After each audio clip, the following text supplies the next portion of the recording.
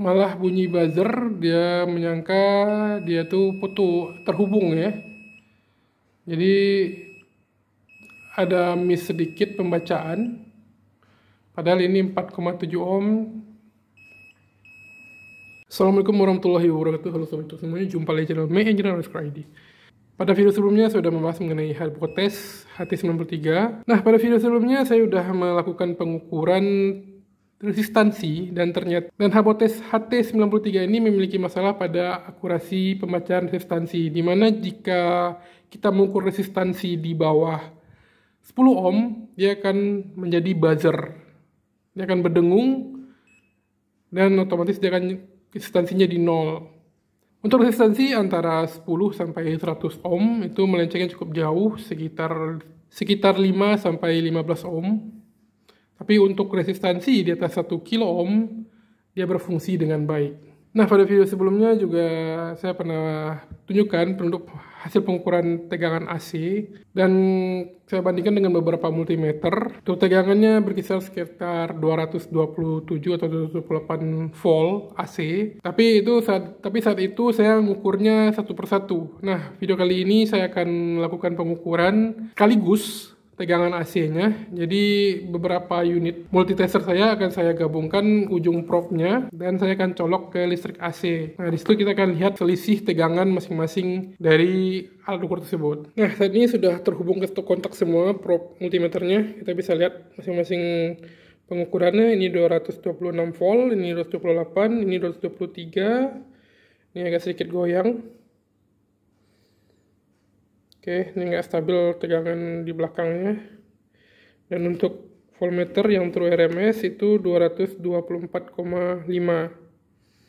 Ini kenapa saya jadikan acuan, karena memang ini udah ada label graphical true RMS. Jadi untuk tegangannya itu bisa dibilang mungkin lebih akurat tegangan AC, dia sekitar 224,2 volt, dan ini sama dengan hypotes. Berarti untuk tegangan AC, tegangan tingginya lumayan valid dengan yang true RMS seharga 600 ribuan. Dan untuk yang ini masih nggak stabil, 224, 227. Yang ini lebih jauh tingginya, 227 volt AC. Oke, pengujian selanjutnya saya akan gunakan UPS. Saya akan gunakan modul inverternya aja. Jadi seperti yang teman-teman ketahui, untuk inverter itu ada dua jenis, yaitu adalah simulated sine wave dan pure sine wave. Kebetulan untuk UPS jenis ini inverternya adalah simulated sine wave. Nah, untuk simulated sine wave itu yang bisa ngebaca tegangannya normal itu hanya alat ukur yang menggunakan sistem true RMS. Nah, di keempat alat ukur ini kita akan coba melakukan pembacaan tegangan pada UPS. Oke, jadi ini semua kabelnya udah terhubung ke alat ukur semuanya. Dan semuanya di listrik AC. Oke. Untuk hypotes malah ngukur resistansi pada UPS 1,3 mega ohm.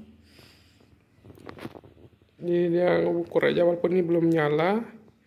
Akan coba nyalakan dan sudah terhubung. Kita nyalakan.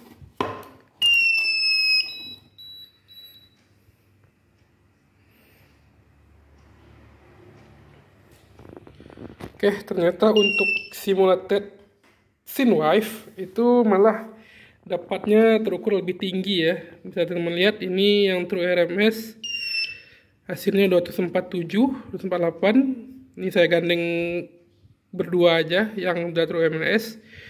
Dan ini yang biasa, itu tegangannya jauh di bawah pengukuran true RMS. Yang satu lagi ini tidak stabil, mengukur tegangan AC-nya berubah-ubah. Nanti saya akan lihatkan kenapa ini bisa berubah seperti ini, bisa sampai 0. Saya akan perlihatkan ke teman-teman dengan menggunakan osiloskop nanti pada alat ukur yang ini. Kita ubah ke mode. Kita akan cek grafiknya seperti apa sebenarnya untuk simulated sine wave. Nah, ini 217, ini nggak stabil. Ini di 246,8, ini 248, 250 volt AC. Dan yang Habotes itu 248 volt AC, yang Kemon itu 246,8 volt AC. Jadi Habotes ini keren banget, udah menggunakan turbo RMS dan tegangannya stabil untuk UPS. Masuk mode oscilloscope, teman-teman bisa lihat. Jadi bentuk simulated sine wave itu tidak sama seperti sine wave atau sinyal sinusoidal. Jadi dia bentuk kotak-kotak. Jadi saat ini berada di titik tengah ini, karena itu alat ukur ini membaca tegangan 0. Jadi dia tidak akuratnya saat di situ. Saat tegangannya naik, kemudian di tengah-tengah jadi 0, ini berubah jadi 120. Jadi dia naik turunnya tidak stabil. Nah, alat ukur ini kesulitan untuk membaca tegangannya yang pasti karena bentuk gelombangnya aja sudah berbeda dengan gelombang sinusoidal. Ya, sebelumnya saya sudah melakukan pengukuran resistansi dan kemudian juga tegangan AC pada inverter juga. Nah, untuk menguji keakuratannya, saya akan coba bandingkan Habotes ini dengan beberapa lainnya untuk melakukan pengukuran DC. Dan apakah saya akan melakukan pengukuran dengan aki? Bukan. Jadi saya tidak akan melakukan pengukuran pada aki motor, karena ini nggak bisa diakurasi juga, karena setiap kita lakukan pengukuran, tegangannya juga akan semakin turun. Ya, jadi saya akan melakukan pengukuran dengan menggunakan yang namanya power supply DC. Jadi tegangannya akan saya setting dari tegangan paling bawah atau 0 volt, berapa terukur dari alat ukur masing-masing, sampai tegangan maksimalnya 31 volt. Di sini saya akan coba melakukan pengukuran Habotes ini dengan supply DC yang saya punya. Jadi ini kabelnya dan beberapa alat ukur lainnya juga akan saya lakukan pengujian. Jadi untuk alat ukurnya akan saya hubungkan langsung seperti ini aja.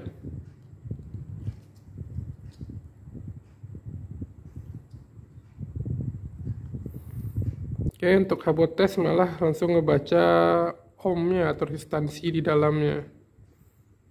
Lucu banget ya kalau distributornya auto. Oke, saya akan buka dulu sedikit bukaan tegangannya.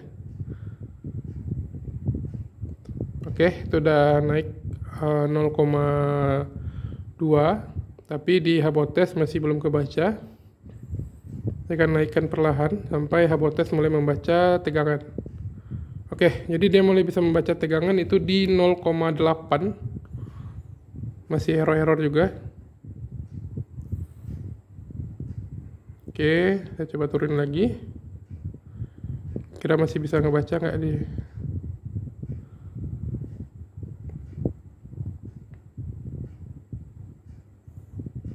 Oke, ternyata dia nggak bisa ngebaca lagi di tegangan 0,4 volt, dia nggak bisa ngebaca. 0,5, 0,6, oke 0,6 dia masih udah ngebaca di 0,8. Jadi Habotes mulai bisa membaca itu di tegangan 0,8 volt. Jadi kalau di bawah 0,8 volt dia akan berubah menjadi ohm. Dia akan membaca resistansi atau dia tidak akan ngebaca dia akan tetap diam seperti auto. Oke, kita buka tegangannya di 15 volt.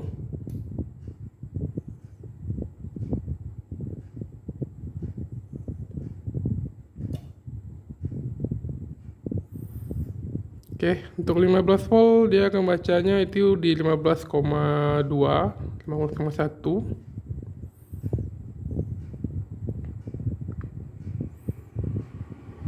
Oke, 15,2 ya. Jadi ada selisih 0,24 volt. Saya akan buka tegangan full.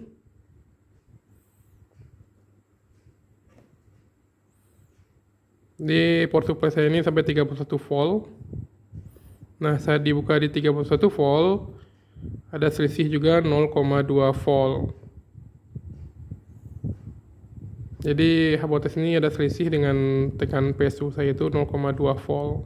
Kita akan lakukan pengukuran dengan menggunakan alat ukur yang harganya di bawah 100 ribuan. Ini kalau nggak salah ini sekitar 20 ribuan, kalau nggak salah 20 ribu atau 40 ribuan ya.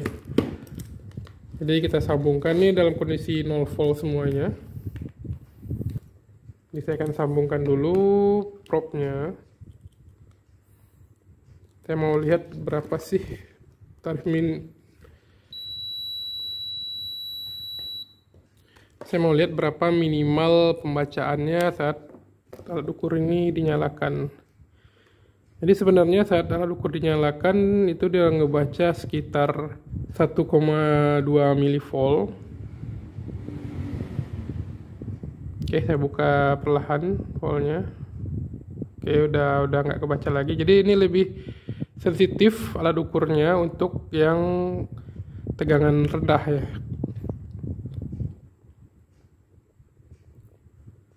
Saya buka perlahan. Oke, ini udah 130 milivolt. Oke, itu udah lewat. Tukar selektornya, ini udah 244. Oke, dia udah mulai muncul. Saya turunkan dulu. Oke, jadi saat 100 milivolt atau 0,1 volt itu dari alat ukur ini kebacanya 393 milivolt atau 0,3 volt. Nah, saya akan buka lagi besarannya.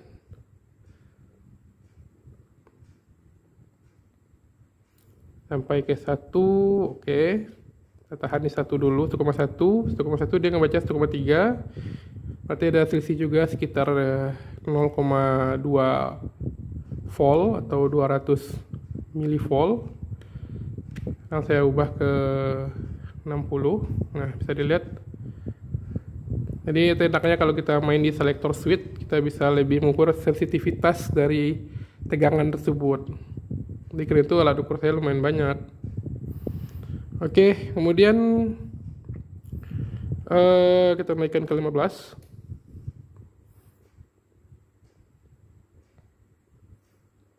Naik di 15.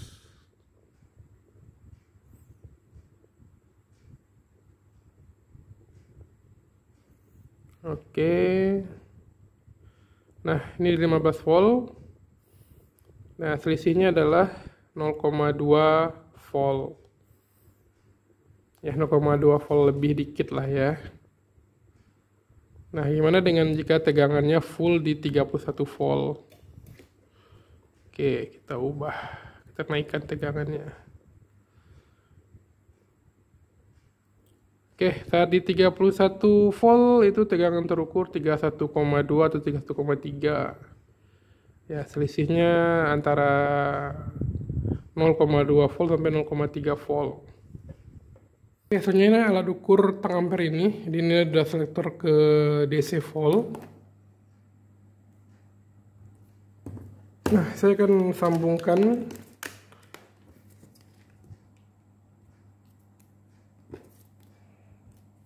oke. Nah, saat tegangan 0 volt itu kebacanya sekitar 3 milivolt. Jadi ini benar-benar udah 0 ya, nggak ada tegang sedikit pun. Akan sampai 1 milivolt. Oke, selanjutnya saya akan buka perlahan. Kira-kira dia akan kebaca. Oke, dia udah mulai kebaca. Walaupun bukaannya di 5 milivolt udah kebaca. Dan 64 milivolt udah kebaca. Ini sekitar 100 milivolt. Padahal ini belum kebuka ya. Di voltmeter power supply-nya belum kebaca. Kita lihat berapa selisihnya tegangannya. Oke, di sini udah kebaca 0,1 volt atau 100 milivolt. Sementara di alat ukurnya udah kebaca 300 milivolt. Jadi dia selisih 0,2 volt. Sini saya akan coba buka di 1 volt. Oke, 1 volt. Dan ternyata ada selisih juga sekitar 250 milivolt atau 0,25 volt. Terus selisih, saya coba buka di 15 volt.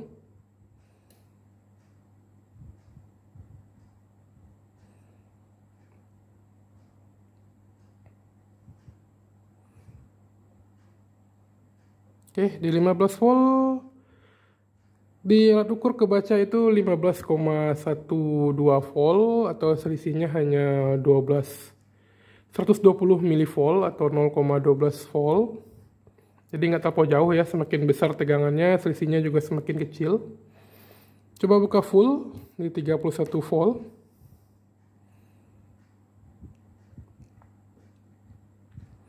Untuk di tegangan 31 volt, yang alat ukur terbaca itu 31,1 volt, jadi selisihnya 0,1 volt.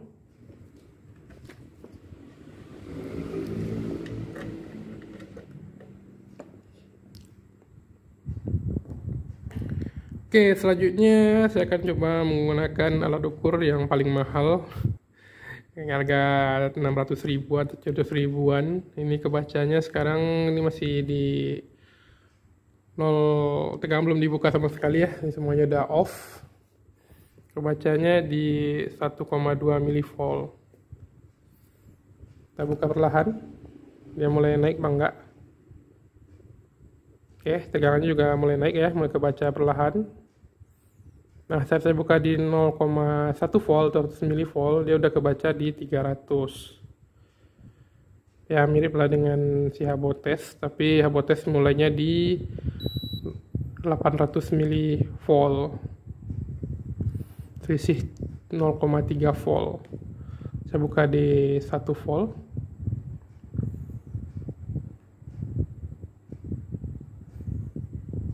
Oke, 1,2, ngebacanya di 1,455. Ya, selisih 200 mV, sama seperti Habotes. Nah, saya akan buka supply-nya di 15 volt. Oke, kebacanya Oke, jadi ini selisihnya cuma 1 volt ya. Ini selisihnya cuma 0,1 volt atau 100 mV. Bisa dilihat di sini 15,1, di sini kebaca 15,2, udah mulai lebih akurat ya.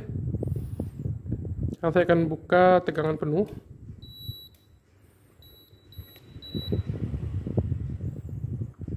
Tegangan penuh di 31 volt pada power supply, di sini 31,1. Jadi sama dengan tang ampere yang tadi kita pakai.